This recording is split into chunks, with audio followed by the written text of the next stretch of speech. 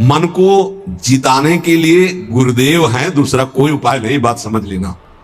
नहीं तो हमने पढ़ा है योग वासिष्ठ में कि हिमालय को उठा लेना संभव हो सकता है, तूफान को रोक लेना संभव हो सकता है, लेकिन मन को अधीन कर पाना इससे भी कठिन है। हिमालय कौन उठा लेगा?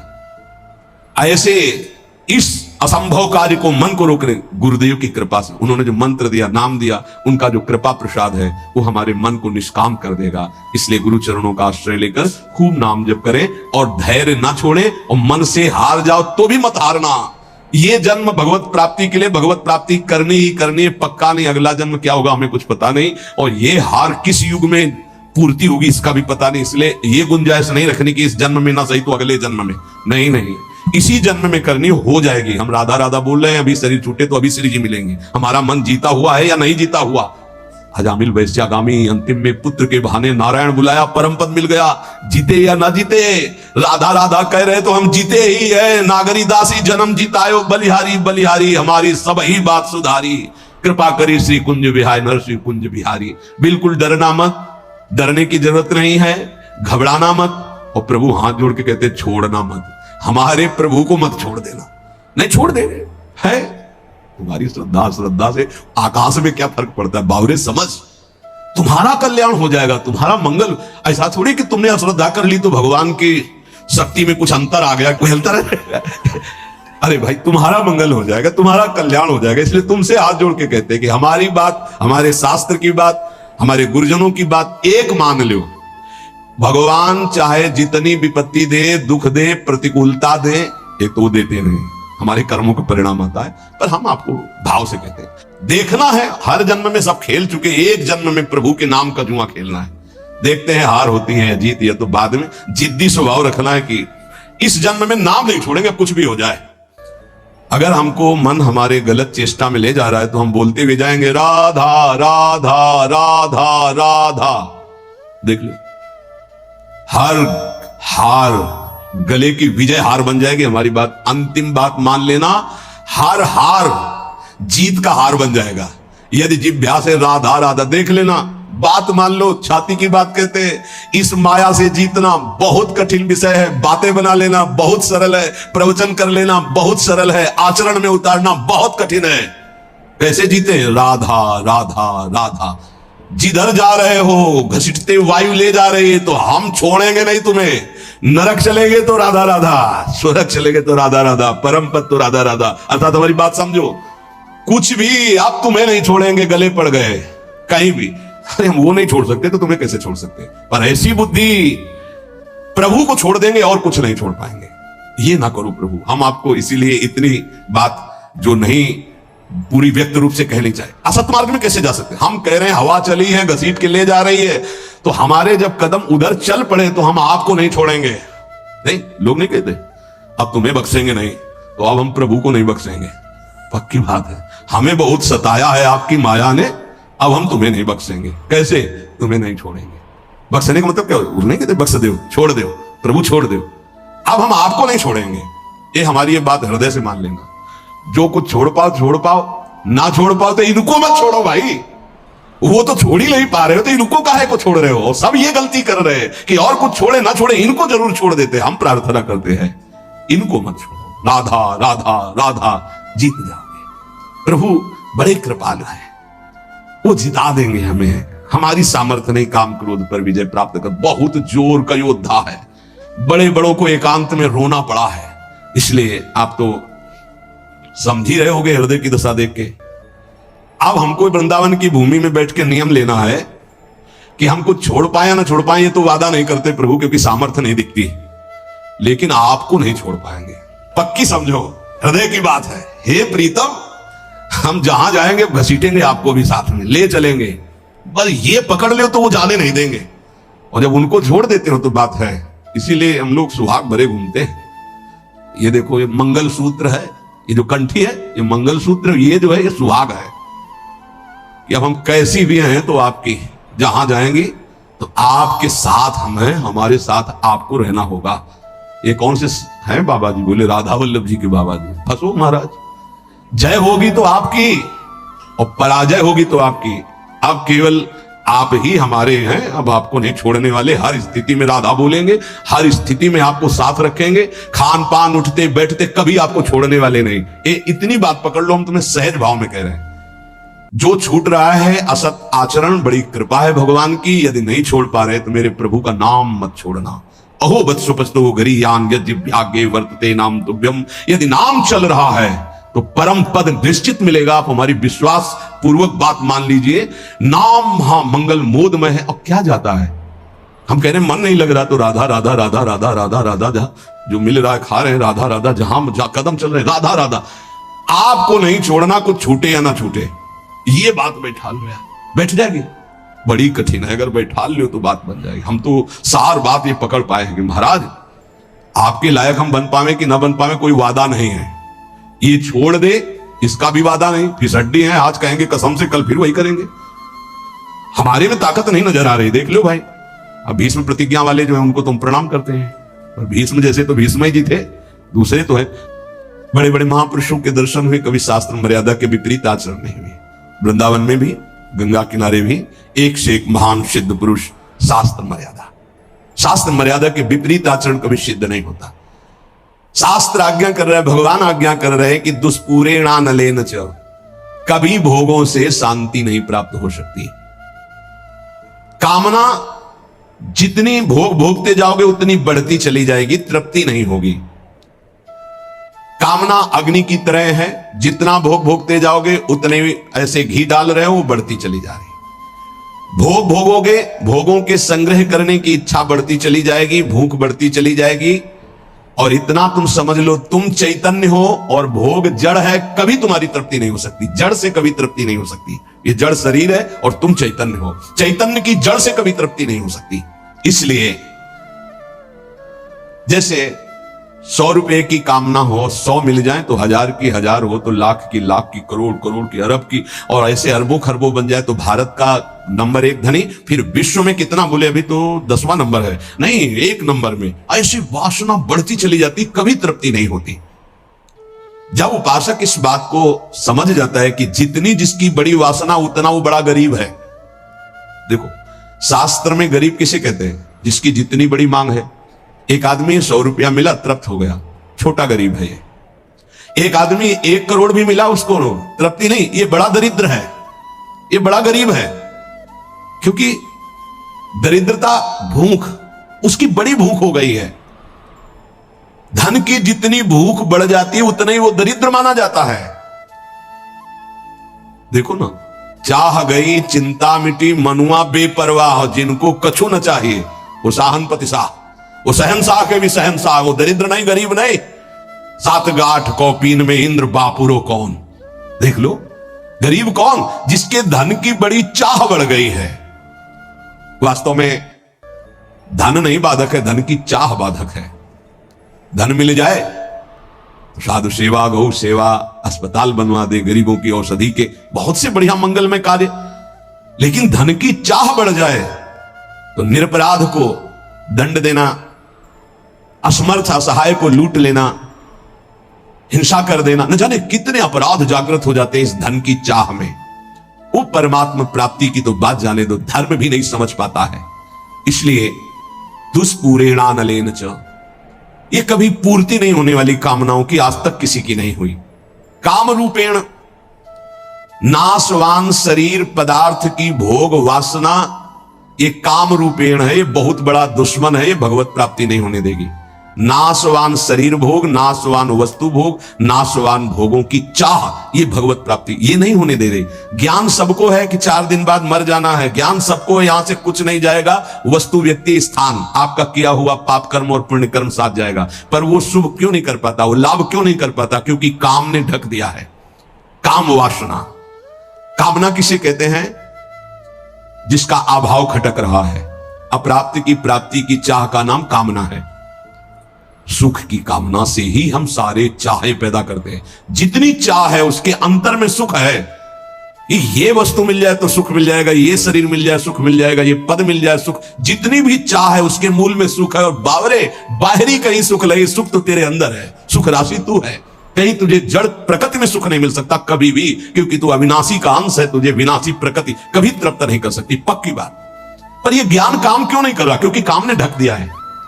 कैसे ढक दिया? जैसे बोले अग्नि को धुएं ने, दर्पण को मैल ने, जेर को ने गर्भ को, ऐसे तेरा ज्ञान ढक गया है सतोगुण रजोगुण तमोगुण वृत्ति होने के कारण।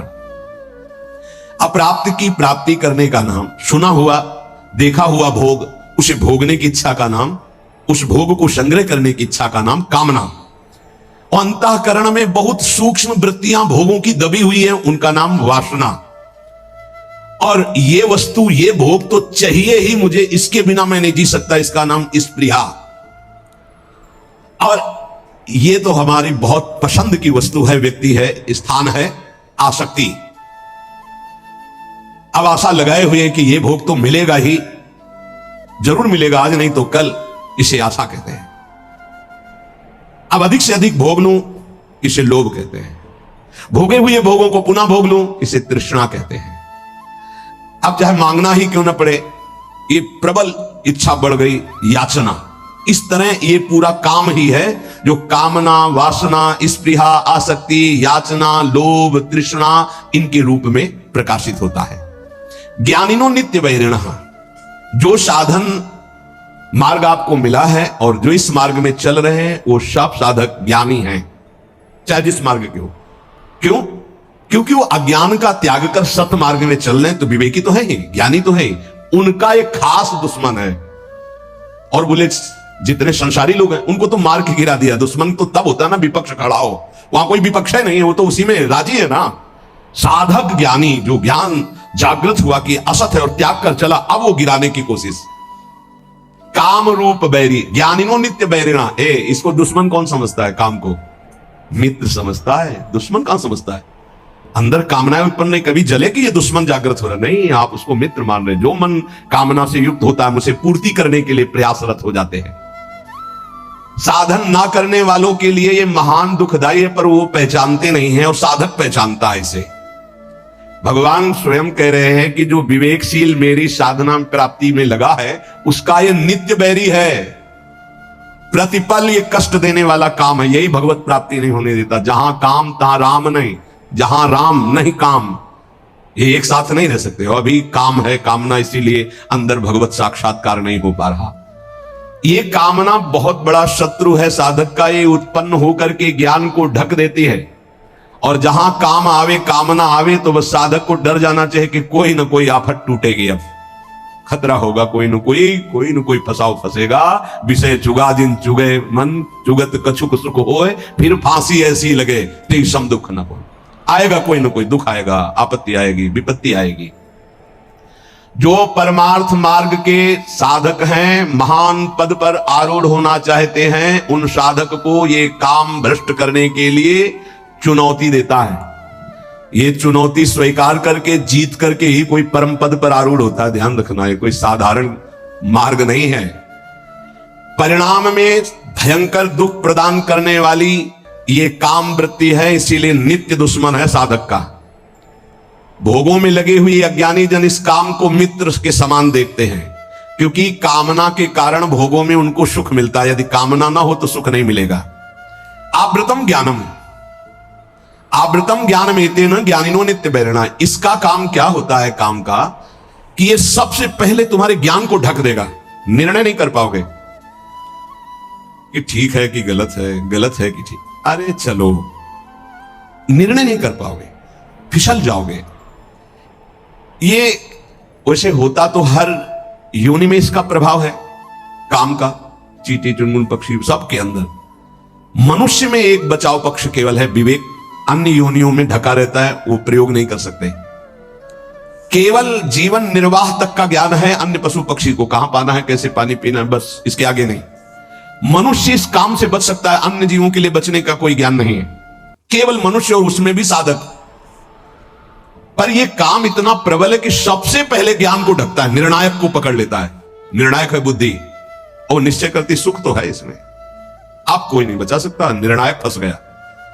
पेशकार चिल्लाता रहे और न्यायाधीश ना बोले तो पेशकार की एक भी नहीं चलेगी। मन है पेशकार, बुद्धि है न्यायाधीश, और न्यायाधीश बोल पड़े तो फिर पेशकार की नहीं चलेगी। न्यायाधीश को ही पटकता है। बुद्धि न्यायाधीश है पूरे साधना में, पूरे अंतःकरण में।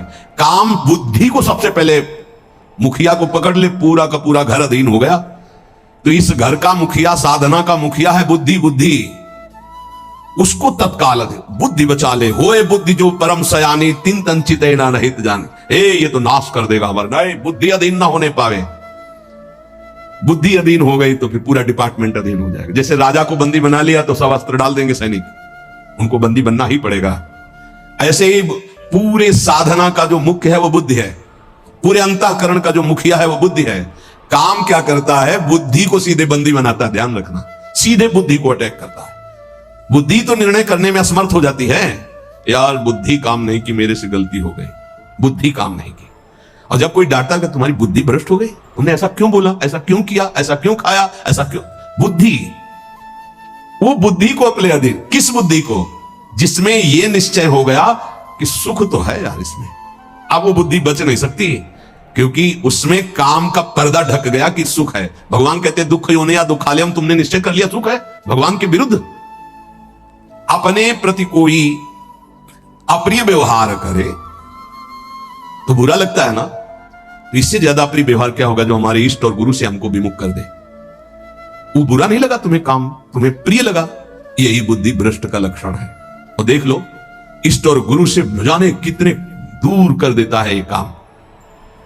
अगर साधक इस वैरी को वैरी की तरह देखे, तभी क्या ज्ञानी नो नित्य वैरिणा, तुम्हारे परम सत्य इष्ट से दूर कर दिया स्मरण, और तुम्हें बुरा नहीं लगा, तुम उसको प्रिय भाव से देख रहे हो काम को। इसका मतलब तुम्हारी बुद्धि भ्रष्ट हो गई, पकड़ में आ गई काम के। इसीलिए निरंतर भजन करना। सेवक जी महाराज निष्काम धर्म के सिद्धांत के वर्णन करने वाले वो भी मांग रहे हैं, देव कृपा करी बुद्धि प्रकाश। हमारी बुद्धि सदैव प्रकाशित रहे, अंधकार से युक्त ना हो तभी ठीक है। अगर प्रकाश क्या है? नाम, नाम जप, उसी से शुद्ध ज्ञान बचा रहेगा। नहीं, ज्ञान होने पर भी ज्ञान को ढक देगा। नाम जप बहुत आवश्यक है, बहुत आवश्यक। नाम जप देख लेना, अगर आप पकड़ लिए नाम जप तो आप परिणाम देख लेना, लोक परलोक में सब जगह। तुमको ये तो याद नहीं रहेगा कि ये शब्द बार बार याद रहे कि देख लेना, कृतार्थ कर दिया, ये बात याद नहीं रहेगी, लेकिन कृतार्थ हो जाओगे। मान लो, केवल तुम मान लो। आंख मूंद के जब सब कर ही रहे हो तो एक और पकड़ लो ना, राधा राधा राधा राधा, सुख मिले दुख मिले, अब कुछ भी हो छूटने वाला नहीं राधा नाम। तो आप देख लेना परिणाम में। कामना के त्याग में सुख है, ये बुद्धि ज्ञान नहीं दे पा रही है। ज्ञान तो है कि गलत है, पर अंदर है कि इसमें सुख है, तो गलत होने पर भी हमसे हो जाता है। ये ज्ञान सच्चा नहीं है कि इसमें सुख नहीं है। और जिसके हृदय में ये आ गया है कि संसार में भोगों में सुख नहीं है, सातरत सा लोकांतार्यति, बस इतना ही झंझट है। जो फसाव है, जो बंधन है, वो केवल इतना ही है कि शास्त्र और सदगुरुदेव कह रहे हैं संसार में भोगों में सुख नहीं है, वो हमारी बुद्धि कह रही है। बस ये झगड़ा मिट जाए, जो वो कह रहे हैं कि नहीं, तो हमारे हृदय में भी आ जाए नहीं, बस हो गया। इतनी बात केवल सुधारनी साधना से कि जो शास्त्र और गुरुदेव कह रहे हैं कि संसार में भोगों में सुख नहीं, तो वही बात हमारे हृदय में आ जाए। वो उतर नहीं रही। ईमानदारी से वृंदावन की भूमि में बैठे हो, देख ले, हाँ कहीं बहुत है, तुम दुखी हो गए हो तो कहोगे कि सुख नहीं है, पर अनुकूलता आ जाने पर आ जाएगा कि सुख है। कहीं पिट चुके हो तो कह दोगे कि बहुत दुख है, क्योंकि वहां पिट चुके हो। लेकिन वही अनुकूलता आ जाए तो फिर आ जाएगा कि ले सुख तो है। बहुत विचित्र है, भगवान की माया बहुत विचित्र है। जब मनुष्य उपासना मार्ग में चलता है तो कामनाओं की बाढ़ आती है। ध्यान रखना कैसे, जैसे किसी दुश्मन को गिरा दिया है, वो पड़ा है तो वो आराम से बैठा हुआ, उसको कोई दिक्कत नहीं क्योंकि पड़ा है। अगर खड़ा हो गया दुश्मन, अब वो क्या करेगा? बैठा रहेगा? वो तो पूरी ताकत लगा के फिर गिराएगा। अपने लोग खड़े नहीं, अपने लोग चल पड़े हैं प्रभु की तरफ, आप काम टांग मारेगा कि एक कदम नहीं चलने देंगे। तो ये ज्ञानिनो नित्य वैरिणा। अब उसके ऊपर जो पहले कभी गंदगी नहीं समझ में आई थी, उससे ज्यादा गंदी बात उसको समझ में आई। ये बिल्कुल स्पष्ट समझ लीजिए।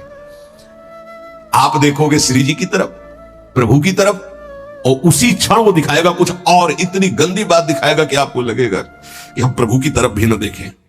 रख रहे हैं भोग प्रभु को पवाने की, और वो अपना का क्या आंख मूंद करके बैठो, भोग लगाने के समय तो मानसिक भोग पवाया जाता है क्या? अरे वो पता नहीं कहां कहां विचरता है, कहां कहां विचरता है। भक्तमाल में एक चरित्र में आता है कि एक संत भगवान गए, राजा से कहा मिलना है, तो सेवा में थे ठाकुर जी की, तो उन्होंने कहा कह दो कि ठाकुर जी की सेवा में। वो त्रिकालज्ञ महापुरुष थे, बोले सेवा में? और उस समय सोच रहे थे कि वो जूती को साफ करवा के चिकना के उसको ऐसे कर, बोले वो तो जूती साफ करवा रहा कि सेवा कर रहा है, मन से वो कहां है? तो तुरंत भाग के आए कि तो कोई त्रिकालज्ञ महापुरुष है।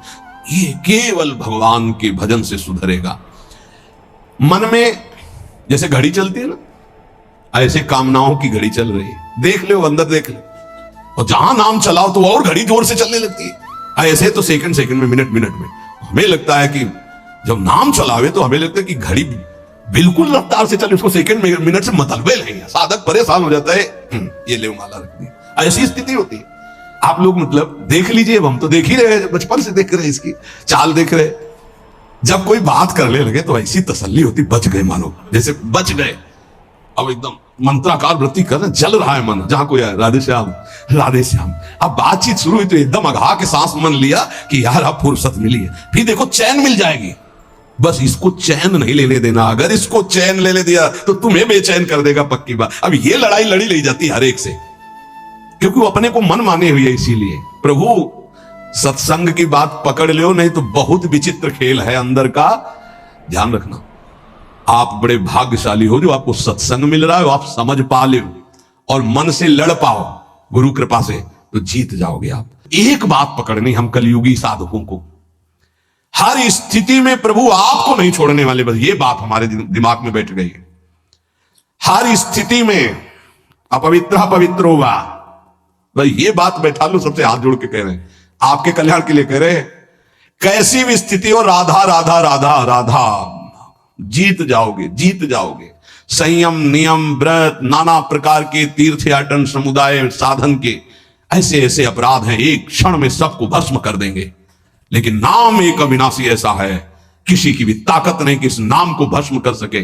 जैसे कि कल एक उपासक ने पूछा कि एक महीने में एक बार क्रोध करने से भजन नष्ट हो जाता है, तब तो भजन का क्या लाभ मिलेगा? नहीं, भजन नष्ट नहीं होता, उसका फल ढक जाता है। राधा बोला विनाशी, किसी की ताकत नहीं कि इसको नष्ट कर सके। हां, बोलने की क्षमता रुक जाएगी आपकी अगर अपराध बनेगा, और उसका प्रभाव आनंद रुक जाएगा, लेकिन वो तुम्हारा वहीं जमा है।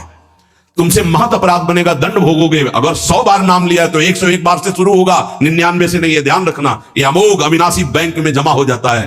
भरत जी मृग बने तो मृग की अवस्था में भी वही मंत्र जपे जो भरत जी के रूप में जप रहे थे। इसलिए नाम नहीं छोड़ेंगे महाराज, चाहे जहां हमको तुम्हारी ये माया ले जाए, हम बोलेंगे राधा राधा ही, यही जीवन का परम लाभ मिल जाएगा अगर पकड़ लो प्रभु का नाम, प्रियाजू का नाम।